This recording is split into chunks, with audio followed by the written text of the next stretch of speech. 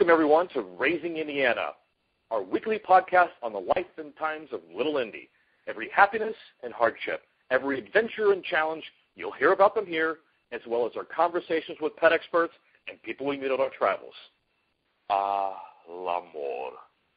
It's Saint Valentine's Day next week, and love is in the air. And who better to talk to than the dog lover's matchmaker? That's Sheryl Mattys, author of Leashes and Lovers and a web-based club by the same name. First of all, Sheryl, I'd like to welcome you to Raising Indiana.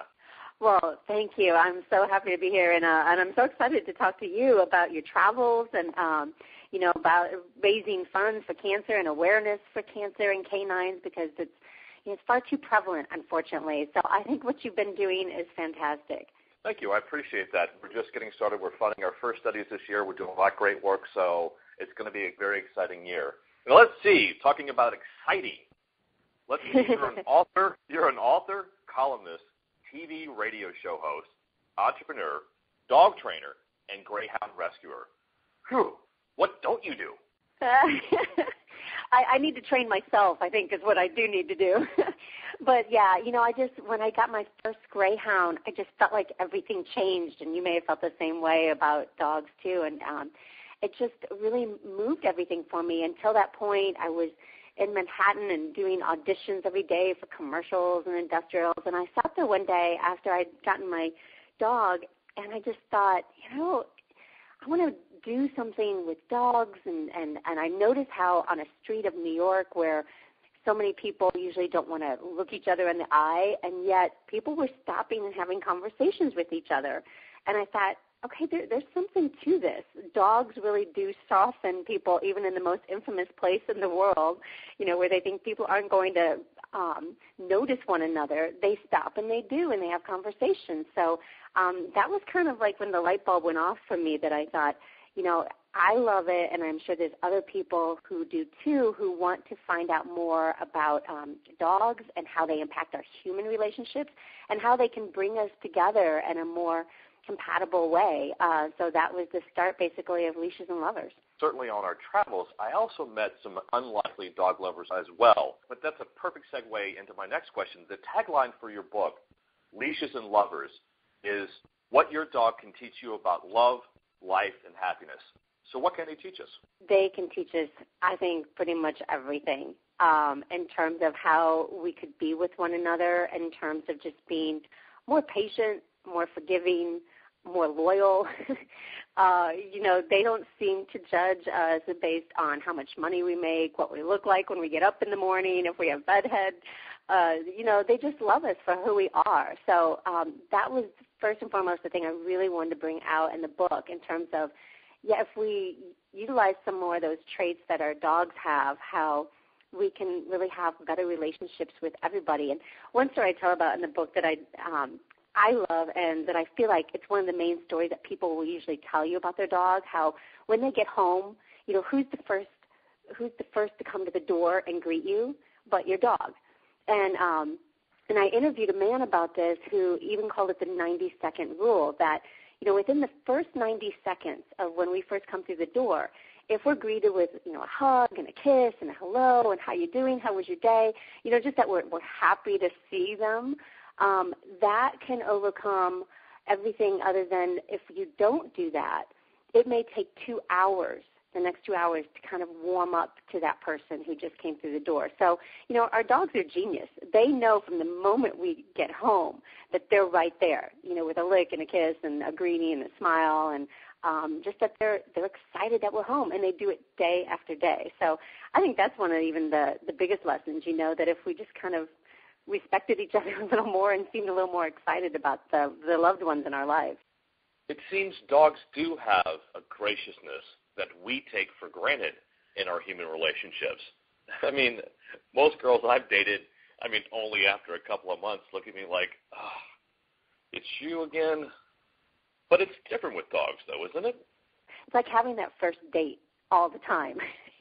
When you're always still excited about each other. Could you imagine if we always felt like, with someone we were dating or even with a spouse, that it was always like that first date over and over, and you had those those butterflies in your stomach, just that feeling over and over. So I think they don't take things for granted like, we can easily do. Every greeting is like a first date. I love that. And it's so that could be a next book. It sounds like a great book title. It really does. And it's so true because I can go upstairs and work up in the office here for just an hour. Back down, and Hudson and Indiana are like, oh, my God, you're here again. Good Lord, good to see you. And it's like, it doesn't have to be like coming home after 8 hours or 10 hours. It's just like you still have that first date moment.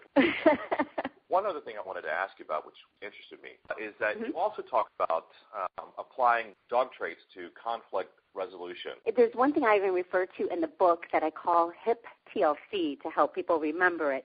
So it's the initials HIP TLC, and what they actually stand for are humility, intimacy, playfulness, trust, loyalty, and companionship. So those are 6 of the main traits that I think are in a dog that help us also, especially with conflict resolution, but really just overall, too, of having better relationships with others. So, if we exercise a little more humility in our life, for instance, being more humble, but not in a way that where you're thinking less of yourself, but you're thinking of yourself less often.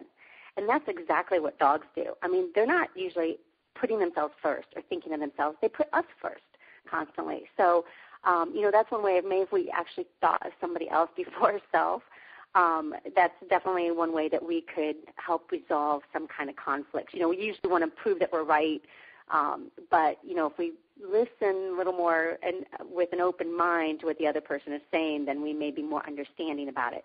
And just the intimacy part of how, we can feel so deeply for our dogs, mainly because they don't judge us.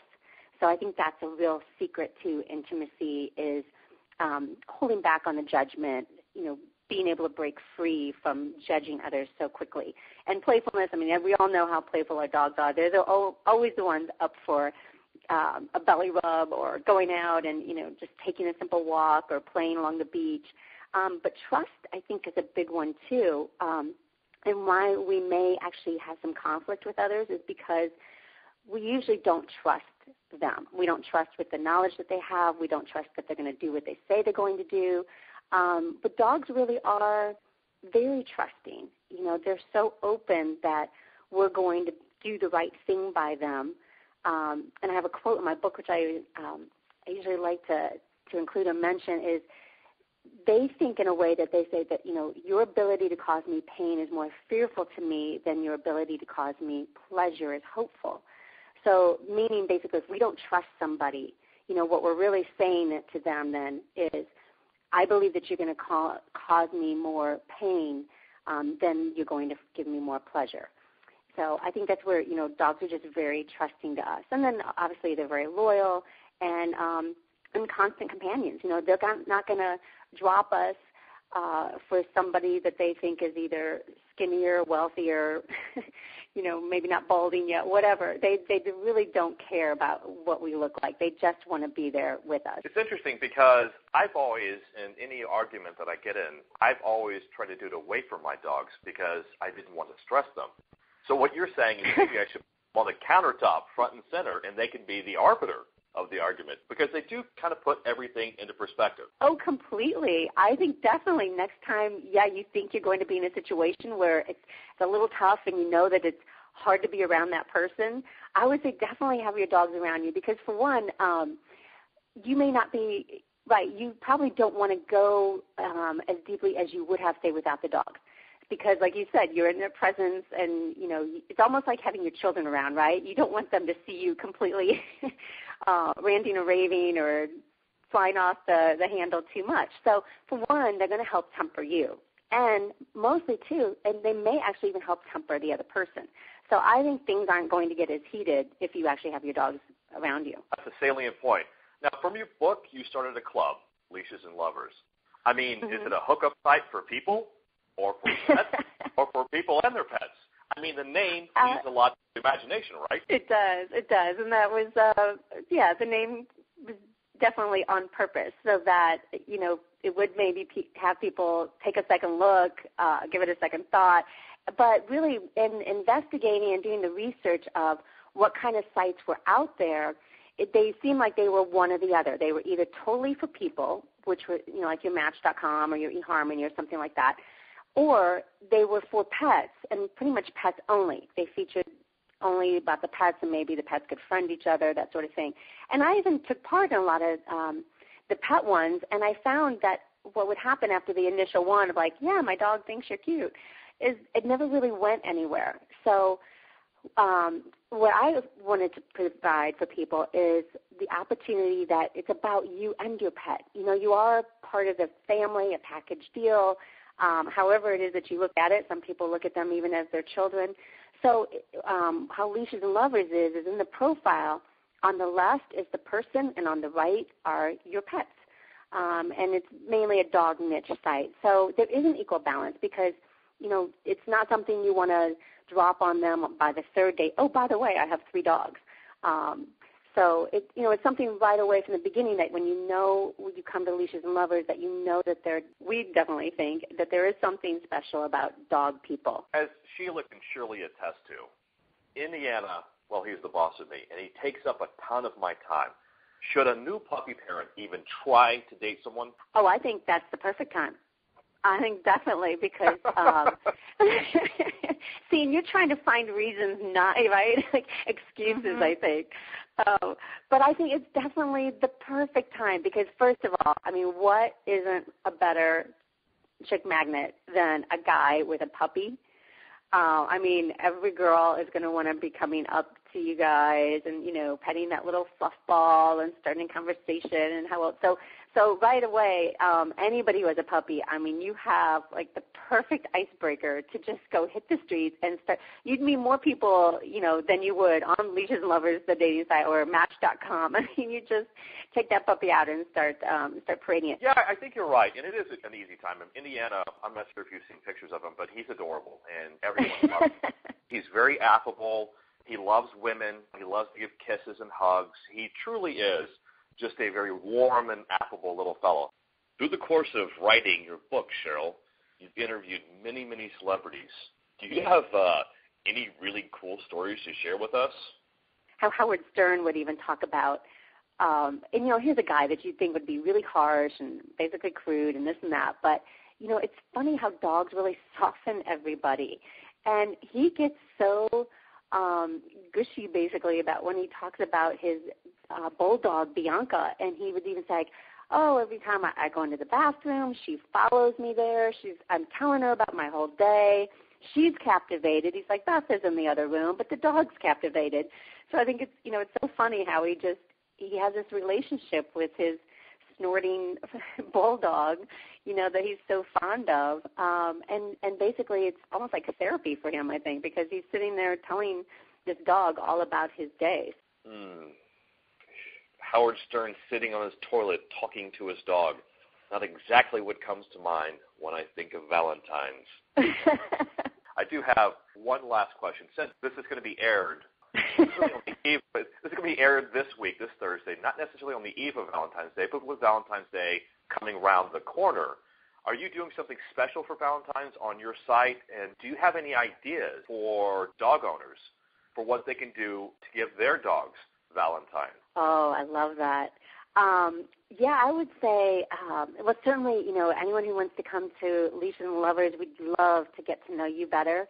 And so we hope that you come and join the club and do that. But I would say keep in mind for Valentine's, the lessons that your dog can teach you. And it may not even be, giving a certain gift to somebody, but when you give the gift of love that a dog would give you, and there are these 5 things. They're compassion, and they're trust, and patience, and spontaneity. And then the one I even love, too, is picture your dog even kind of being like, forget about it, just being forgiving. So you can apply those few traits to your loved one, not only for Valentine's Day, but throughout the rest of the year. I think you'll find your relationships will certainly change for the better. Thanks so very much, Sheryl, for being on a show. I look forward to signing up to your website. And as we start meeting people, I'll make sure we post it to our blog on Raising Indiana. Thank you so much, Sheryl, for being with us today. Oh, I had a great time. And, hey, we really want to help you find love, Luke. Will I find the perfect girl at Leashes and Lovers? That I do not know. The Beatles saying, all you need is love. And for this Valentine's, I definitely have that, even if it comes in the form of two little fuzzy buds. We want to thank our listeners, friends, and fellow dog lovers. From Sheila, Hudson, and Indiana and me, keep the faith and puppy up. And, folks, support your local shelter or rescue and learn more about canine cancer at 2milliondogs.org.